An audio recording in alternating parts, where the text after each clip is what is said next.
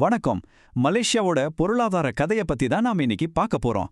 ஒரு காலத்துல உயிர் வாழ்றதுக்காக மட்டுமே இருந்த ஒரு பொருளாதாரம் இன்னைக்கு எப்படி ஒரு மாடர்ன் குளோபல் சக்தியா மாறுச்சுங்கிற அந்த ஆச்சரியமான பயணத்தை நாம பார்க்கலாம். சரி வாங்க ஆரம்பிக்கலாம். முதல்லே பாருங்க, இந்த ரெண்டு விஷயத்துக்கு இருக்கிற வித்தியாசம் தான் மொத்த கதையோட முக்கியமான திருப்பம். முன்னாடி மக்கள் அவங்கவங்க தேவைக்காக மட்டும்தான் வேலை செஞ்சாங்க.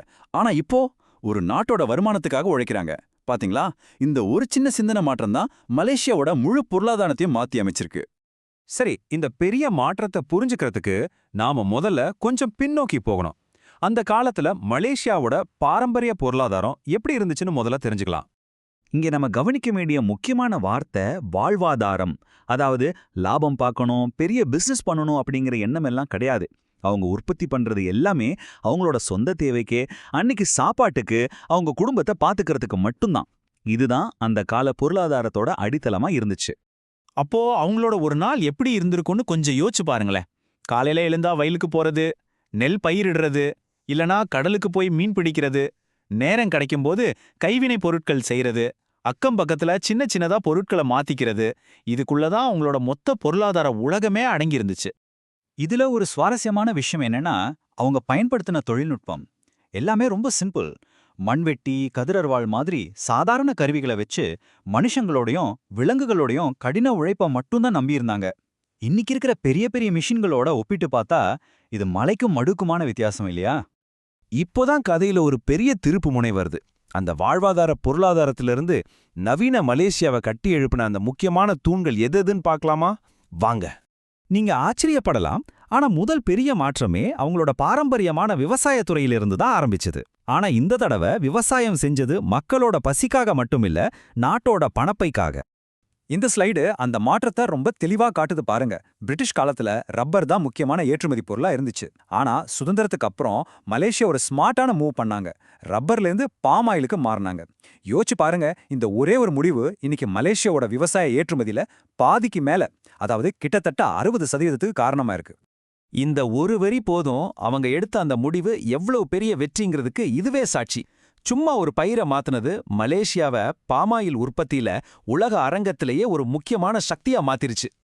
அடுத்ததா பூமிக்கு அடியிலிருந்து கிடைச்ச ஒரு பெரிய பொக்கிஷம், நாட்டோட பொருளாதார வளர்ச்சிக்கு எரிபொருளா இருந்த 2வது தூண் சுரங்கத்துறை. சுரங்கத்துறையிலையும் ஒரு பெரிய புரட்சியே நடந்துச்சு.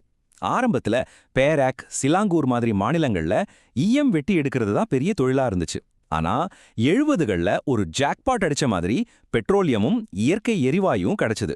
அவ்வளோதான், நாட்டின் தலையெழுத்தே மாறிடுச்சு. பெட்ரோனாஸ்ங்கிற தேசிய எண்ணெய் நிறுவனம் ஆரம்பிச்சதுக்கு அப்புறம் இதுதான் நாட்டோட நம்பர் 1 வருமானமா மாறுச்சு.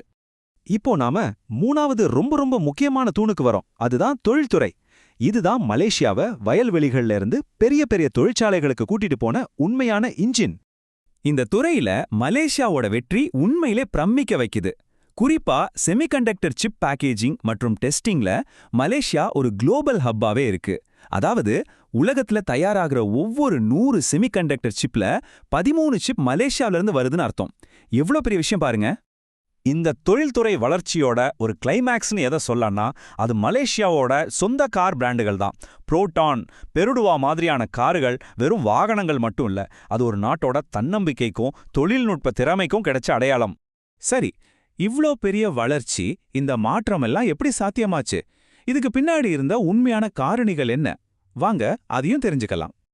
இந்த வளர்ச்சிக்கான ஃபார்முலாவை நாம 3 முக்கியமான விஷயங்களா பிரிக்கலாம். 1, அரசாங்கத்தோட சரியான திட்டமிடல். ஃபெல்டா திட்டம் இதுக்கு ஒரு சூப்பர் உதாரணம். இது கிராமப்புற மக்களை வறுமையிலிருந்து மீட்டு அவங்கள நில உரிமையாளர்களா மாத்துச்சு. 2வது, அங்க வேலை செஞ்ச மக்களோட கடின உழைப்பும் சரியான நேரத்துல வந்த வெளிநாட்டு முதலீடும். கடைசியா அறிவியல் மற்றும் தொழில்நுட்ப வளர்ச்சி. இந்த 3 ஒன்னா சேர்ந்தது தான் இந்த வெற்றியோட ரகசியம். அப்பப்பா, நெல்வயல்ல ஆரம்பிச்சு இன்னைக்கு புரோட்டான் கார் வரைக்குமா? எவ்வளவு பெரிய பயணம்! இந்த மொத்த பயணத்தையும் ஒரு தடவை திரும்பி பார்க்கலாம் வாங்க. இந்த ஒரு வரி தான் நாம இவ்ளோ நேரம் பேசின எல்லா விஷயத்தோட மொத்த சாராம்சமும் இதுதான்.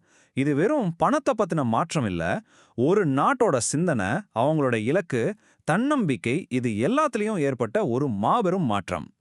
இன்னைக்கு மலேசியா பாம் ஆயில், எலக்ட்ரானிக்ஸ் மாதிரியான துறைகள்ல உலக அளவுல ஒரு முக்கியமான இடத்துல இருக்கு. ஆனா இப்போ ஒரு கேள்வி வருது, அடுத்து என்ன? இந்த வெற்றி பயணம் இதோட முடிஞ்சிடுமா, இல்ல இதுக்கு அடுத்த அத்தியாயம் என்னவா இருக்கும்? மலேசியாவோட அடுத்த மெகா மூவ் என்னவா இருக்கும்னு நீங்க நினைக்கிறீங்க? யோசிச்சு பாருங்க.